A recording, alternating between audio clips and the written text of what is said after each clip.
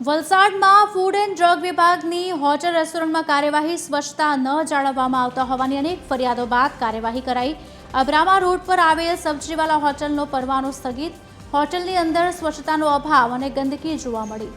જાળવણીનો અભાવ જોવા મળતા અન્ય હોટલોને પણ નોટિસ। ફૂડ એન્ડ ડ્રગ વિભાગની કાર્યવાહીથી હોટલ સંચાલકોમાં પણ ફફડાટ ફેલાયો।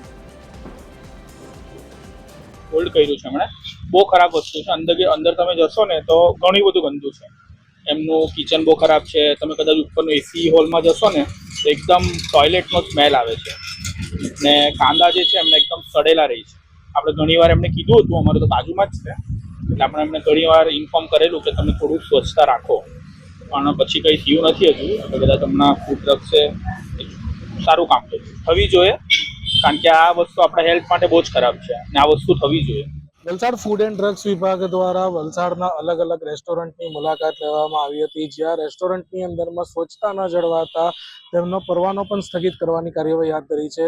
વલસાડના અબ્રામા સ્થિત આવેલા સબ્જીવાલા રેસ્ટોરન્ટનો પરવાનો છે તે હાલ અત્યારે સ્થગિત કરવામાં આવ્યો છે। જે પ્રમાણે વલસાડની અંદરમાં ફૂડ એન્ડ ડ્રગ્સ વિભાગ દ્વારા અલગ રીતે ચેકિંગ હાથ ધરવામાં આવી હતી, જેમાં અલગ અલગ જે પેરામીટર્સ હોય તેના આધારે આ ચેકિંગ હાથ ધરવામાં આવી હતી। જેમાં ફૂડ એન્ડ ડ્રગ્સ દ્વારા આ સબ્જીવાલા હોટલનો પરવાનો પણ સ્થગિત કરવામાં આવ્યો છે।